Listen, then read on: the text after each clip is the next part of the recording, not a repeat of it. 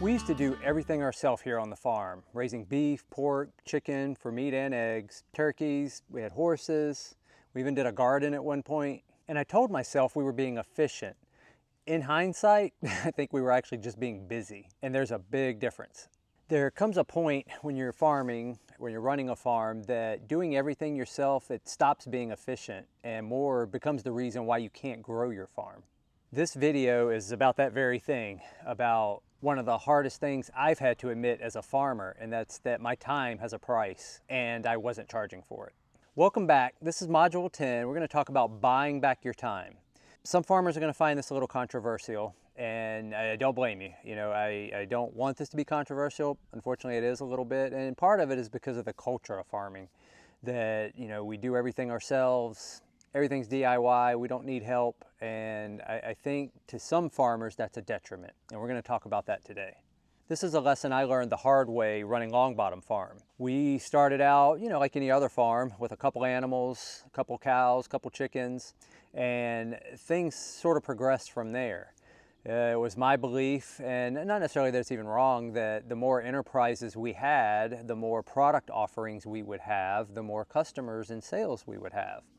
And that works to a degree, but there's a tipping point where that does not work for not only the customers, it doesn't work for you anymore. We got to the point where, you know, we added meat birds and we added turkeys and we added pigs, and, you know, next thing you know, you're doing so many enterprises that after running the numbers, we found that we were pretty much making less than minimum wage after you factored in the cost of everything that we were doing, but also more specifically the time and labor. It gets to a point where you can only do so much yourself. Going over that point essentially means you become an employee in your business. You're not running a business. You created a job for yourself where you're an employee, and honestly, you're not making probably as much as you'd be making at your off-farm job, or if you had scaled things maybe down a bit or put a lot of focus into just one thing. So the big lesson for us was that just things had to change. It wasn't sustainable what we were doing. So what I want to do now is talk about some big lessons that we learned from our farm, and I think some big lessons that are going to help you on your farm actually be more efficient, get more for your time, and hopefully get some of your time back. So let's start with number one, track your time. Many farmers track only what they're making on the farm. They're not counting their labor, they're not counting their time as part of the, you know, processing, feed, garden inputs, whatever the cost of the goods and the cost of stuff you're putting into the business to make a profit. A lot of farmers don't count labor. They look at it as whatever's left over is mine, and some of them will then take whatever's left over, divide that by however many hours, and say I paid myself this much per hour. I'm telling you that's the wrong way to think about it, and I've gotten lots of pushback when I've pushed this in other videos. My whole point with this is that it's not wrong to do it that way, but you need to know what it's costing in labor and time.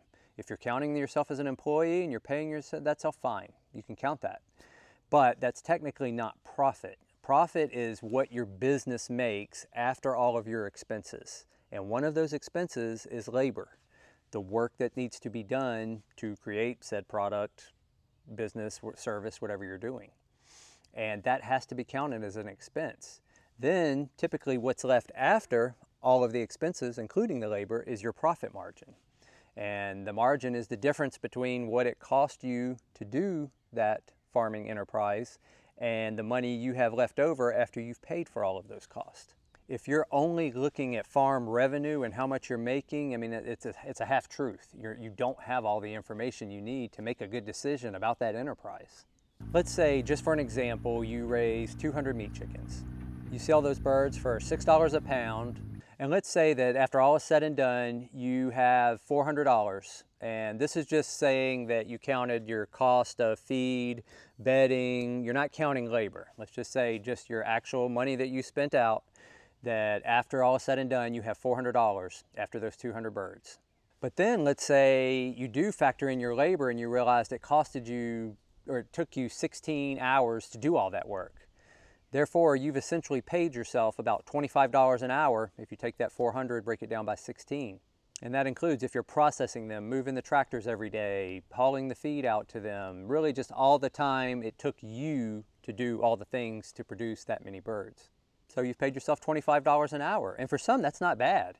But when you think of it in a context, okay, if you had a job that had benefits, you know, there were no 401k extra benefits, there was no health insurance. You know, when you have a job, there's a lot of times other benefits that go along with that. This is just a flat, you paid yourself $25 an hour. And in my opinion, when you're producing a premium product like that, you're worth more than that. I feel like my time's worth more than that. And the other big reason to do this is that not even if you're looking at, you know, is it worth my time to do it or not, but if you do this with every enterprise, so say you're doing cattle and you got pigs, well, if you factor those out, you can look at, okay, how much were you making an hour doing those? And you can actually see on your farm which of those enterprises is paying you more an hour. You may find that you're making $50 an hour. If you look at the cost of, say, raising cattle versus the time you had to spend raising said cattle, it may be worth not doing the chickens if you can actually put more time into the cattle, because now you're taking 16 hours that you were doing with chickens, converting that to $50 an hour that you could do with cattle, because you'd spend time growing that enterprise rather than diverting to chickens. And then in our case, like I was telling you about our farm, we were doing pigs, we were doing layer birds for eggs, and you only got so much time in the day. So you have to make sure you're accounting for that time. So this brings me to point number 2, is calculate the true cost per enterprise. And the true cost is including the labor it takes to create that product. A lot of farmers, again, leave that math out of their equation. They leave the hours out. They're just looking at what was spent versus what was made. And that's a way that you can take an unprofitable farm and make it look profitable on paper. If you find out that you're averaging a pretty low hourly rate for doing what you're doing on the farm, why would you pay yourself that if you wouldn't work for that hourly rate for someone else? Now you could argue, well, at least I'm at home, I'm with my family. I would argue that if you're out here 50 hours a week, you're just as much away from your family being at home as if you were at your other job. It's a lesson that I learned the hard way on the farm, was that I was putting so much time into this farm thinking that, well, I'm at home, I'm with my family, but honestly, I was absent. I was out cutting, I was out baling hay, rotating animals, and family was nowhere around.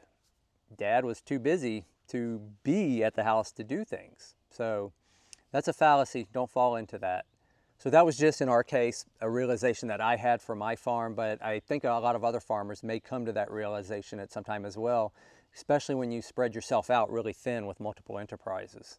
But getting back to protecting your time, you know, a good example is Jeff Bezos. If you think about Amazon, he owns Amazon, but believe it or not, he owns less than 10% of Amazon.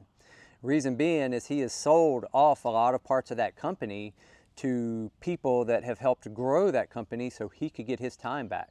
You know, he's hired CEOs and marketing strategists, and, you know, eventually they went public, obviously, and now the public owns a big portion. But he did not build Amazon by himself. He paid money to get his time back, but then he would take that time and focus it on something that had a much more exponential return. By buying back that time, he wasn't losing control of the company by giving little parts of it away. He still maintains control, but he was buying back the time to make the decisions only he could make. And my whole point here is that, obviously, we're not like Jeff Bezos built Amazon, but for your farm, you don't have to own 100% of all the tasks on the farm. Sometimes there may be a good reason to pay someone to bale the hay, to pay someone to come and mow the fence lines and take care of that, so that you can focus on higher level decisions that are essentially going to make your farm more money, that you wouldn't have the time to do if you were doing all these other smaller tasks. All right, number 3 is calculate profit per hour of your time. And that's essentially say, go ahead and calculate your hourly rate. You need to know that from an expense standpoint. Essentially take your net profit, or what's left over, not including labor. So let's say the chickens again. This is your feed, your bedding, minerals, processing. Take all of those that you spent money on, subtract that from how much money you made. You'll have a number, which is the extra money that's left over. Then take that number and divide that by how many hours you worked on that enterprise. You know, in the chicken example, we used 16. We said we had $400, we spent 16 hours, therefore we had $25 per hour was the cost of labor to run that enterprise. I think if you do this for every enterprise, you'll find that some of these numbers will surprise you. Sarah Blakely, she built the company Spanx, and for years she did everything herself until at some point she decided, you know what, I'm going to hire a CEO to help run this. And she did, but what that allowed her to do was focus on what she was really good at, which was product and branding. And obviously, if you're a female, you know what Spanx are. If you're a male and you're married, you probably know what Spanx are. But because she was able to do this, she elevated that to a level that she wouldn't have been able to do if she continued to do everything by herself.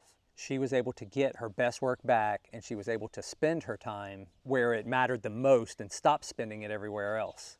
So, number 4, buying pullets is not lazy, it's just math. Meaning, if you're buying pullets instead of hatching chicks and raising them out, in our experience, and a lot of farmers that I've talked to, that's a much more economical way of raising chickens than buying out the chicks and raising them for 16 weeks. And I'm talking about egg layers here, without any product or any revenue coming in from that enterprise. That's 16 weeks of heat lamps. That's 16 weeks of mortality. You're going to lose some chicks. That's 16 weeks of your labor, brooder management, changing out bedding, putting feed in there, cleaning waters.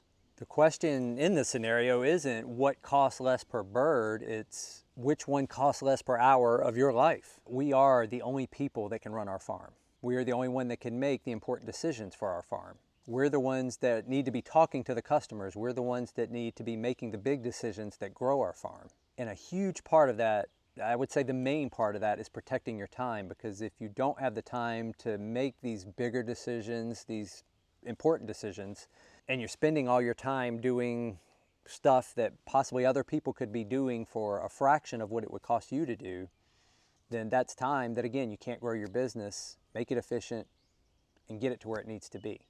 That'll lead us into number 5. Outsourcing is not giving up, it's redirecting. A farmer who hires a local teenager to take care of fence lines, maybe to mow, is not being lazy. He or she is buying back a Saturday morning for $50 so that they can spend more time on something worth $500. In some cases, hiring a butcher or sending your animals to a butcher instead of not processing yourself isn't losing margin. You're buying back 2 to 3 physically brutal days that you could be spending on something else. Now, it's not to say that you just get those days back and do nothing. You know, when I trade a project for time, I always want to have a plan in place that I'm going to make sure that time is worth what I'm spending to not do it. But there are many instances where, you know, working on a Facebook ad, or, you know, heck, even if you're paying somebody to process, so you could go to a farmer's market or somewhere else where you're going to not only sell product, but be in front of eyes, build an email list, and do things that are going to exponentially benefit you going forward. In that case, it might be a good decision to hire out the processing rather than do it yourself. You know, essentially, in short, every hour that you spend doing something that you could pay someone $15 to do is an hour you didn't spend on only something you could do, if that makes sense. There are things only you can do for your farm, and if you're spending your time doing a lot of these other things, you're not going to have time to do the things only you can do, or to give them the right attention and the proper amount of time needed to do those things. And this leads me to number 6. DIY, it's a culture in farming. And honestly, a very respectable culture. It's one of the things that drew me to it, is getting things done yourself, not having to depend on other people. And honestly, when I started my farm, I didn't want to depend on other people. It was the whole idea of me building something that drew me to farming, essentially taking the land, nothing here, and turning it into something. But that's also the fastest way to burn out. Self-reliance, it's a genuine strength of farmers. It's one of the best things about farming. But I think there's a difference between being so self-reliant and spreading yourself so thin that you're not making the best decisions you can make for your farm, or you're not even having time to make the good decisions.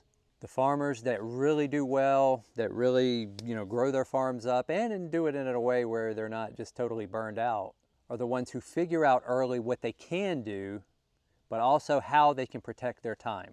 Those things that only the farmer can't do, those are things to consider for outsourcing, delegating to someone else, or maybe even elimination, getting rid of it altogether. At Longbottom Farm here, you know, it's taken me 10 years to learn this lesson. Honestly, we've been doing so many enterprises and trying to do them all at the same time for so long that, it felt like something we had to do to stay profitable, to keep all of our customers happy. You know, we only had some customers that might buy eggs. We only had some customers that just wanted beef. You know, I'm not saying it's wrong to want to keep a rounded product or keeping a rounded selection of products, but it is wrong if it's spreading you so thin and you find that you're spending exorbitant amounts of time on something that's not very profitable, when that time could be spent doing something profitable or not even farming at all, being with your family, doing a hobby you enjoy.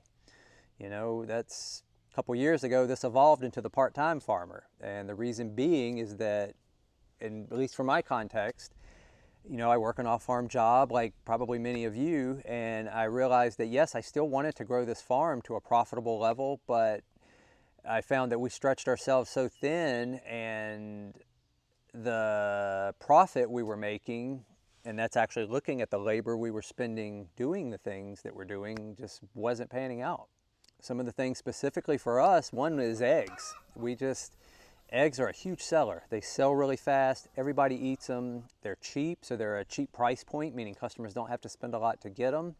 And if you're raising eggs, you get them in abundance, you know, but I'll compare this to cattle. With eggs, I have to be out there every day to get the eggs. I have to haul those eggs to wherever I'm going to clean them, box them.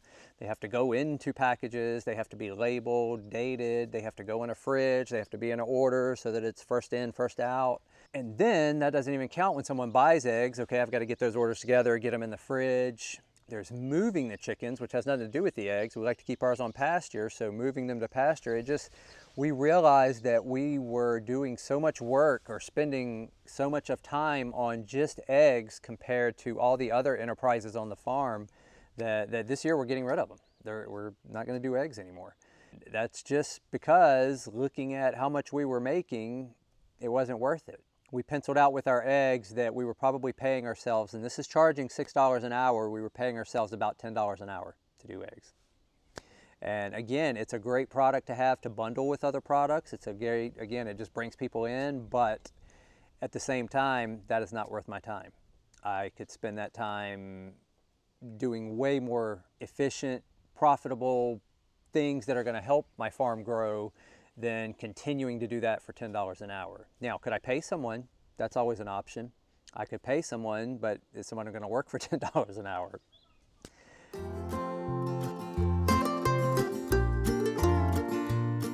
So that's what you have to look at on your farm. And again, why this whole thing is about figuring out how much you're paying yourself per hour for doing that task. So that's where we were at with the eggs. And we've also found that pigs are getting not as profitable for us, mainly because of how much it's costing for processing, how much feed is costing right now. Cattle are the same way. The cost to replace stockers, at least in our model, we don't breed, we buy in stockers, bring them in, and then raise them out. You guys know 5 years ago you could get them for $500 a head, and now you're paying $1,500 a head. That affects our bottom line. And you know, so we're looking at every enterprise. Again, it's not to say these aren't profitable, and at least in our context, probably our cattle are the most profitable, just because on it I can spend the less time with them. You know, we can put them in pasture, and we rotationally graze them, but we're rotating them every couple days to, it might be every week, depending on how the rain is, how things are growing, you know, just what the pastures are looking like. We kind of just look at things to decide if they need to be moved. But I'm not buying them feed. I do have to occasionally buy minerals, but that's nowhere near what I was spending in feed for chickens and pigs. We're grass-fed, grass-finished, so we're not buying any other feed. We do buy some alfalfa pellets that we use as treats, you know, training them to the bucket.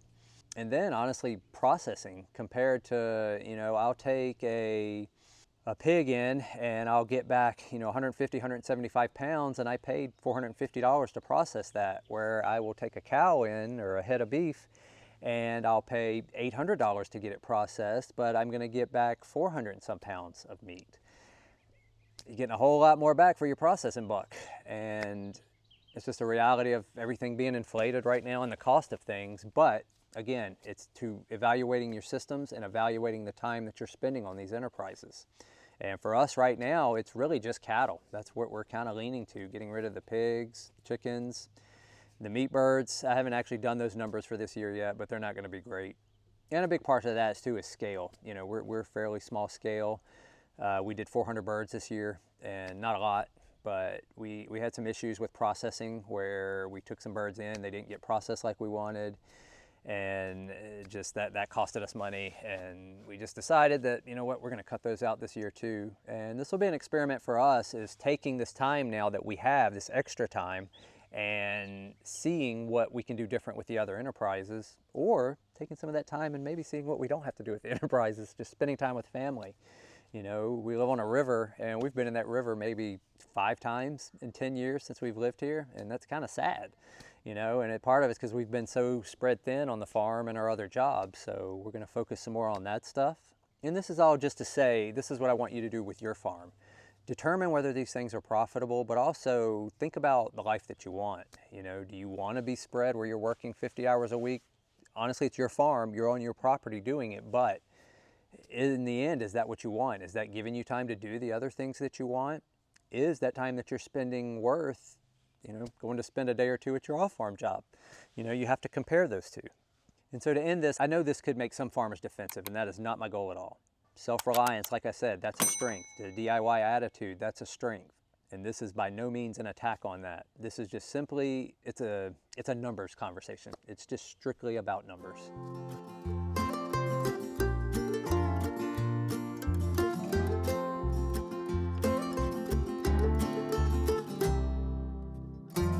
So, if the numbers say that an enterprise you're doing is worth keeping and worth that to you, then do it. But if those numbers say that you're working 20 hours a week for $200, then you maybe have to evaluate whether that's worth your time.